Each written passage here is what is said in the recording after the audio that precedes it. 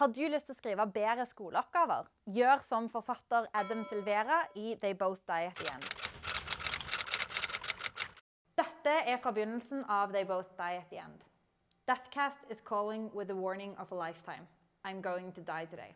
Hovedpersonen får altså vite allerede i begynnelsen av boka at han skal dø i løpet av dagen. Det finnes en app som heter Deathcast, som har ansvar for å fortelle folk når de snart skal dø. Sykt hyggelig. Hvis du i tvil om du skal lese boka, så trenger du ikke å tvile lenge. For Adam Silvera dytter fram hovedpoenget allerede fremst i teksten. Faktisk allerede fremst i titelen får du vite hovedpersonens skjebne. Han går ikke rundt grøten, men viser hva boka skal handle om.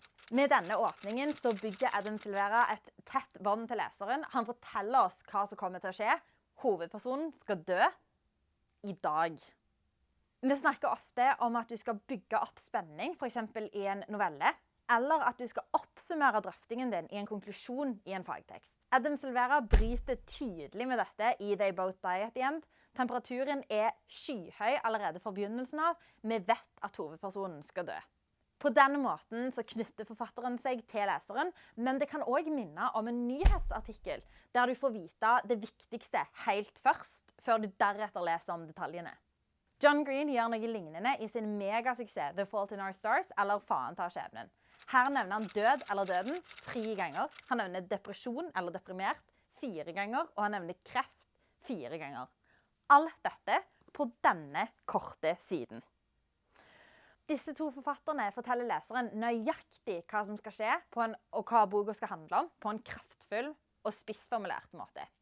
Du kan låne John Green og Adam Silvera sin metode når du skal skrive en skoleoppgave. I en skoleoppgave så skriver du neppe om noen som skal dø. Kanskje med mindre du skriver om heksebrenningene. Og hvis du skriver en historieoppgave om noen som dør en naturlig død når de 80, så vil jeg ikke ha det innledet med det. Men alle tekster blir bedre hvis du legger inn noe avgjørende eller viktig allerede i innledningen. Hvis du for eksempel skriver en fagoppgave, så kan du godt ta med noe, og helst noe litt tankevekkende, ifra konklusjonen din allerede i innledningen. I boka Heksen og humanisten forteller Nils Gilje allerede på første side i første kapittel at heksa det handler om skal dø. At hun blir brent på bålet. Og dette altså en fagbok om heksebrenning, så Adam Silvera og John Green sine metoder mulig å bruke, selv om du skal skrive en saklig tekst.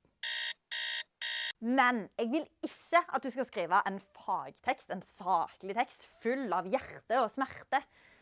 Jeg vil bare at du skal være tydelig og klar allerede i innledningen. Innledningen faktisk veldig viktig, og du bør finpusse på den før du leverer teksten fra deg. Jeg pleier for eksempel ofte å ikke skrive innledning før hele teksten ferdig, eller så skriver jeg den så å si helt på ny før jeg leverer teksten. Det en type ord som forfattere hater som pesten.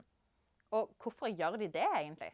Følg forfatter Stephen King sine skrivetips, så får du mer punch i teksten din.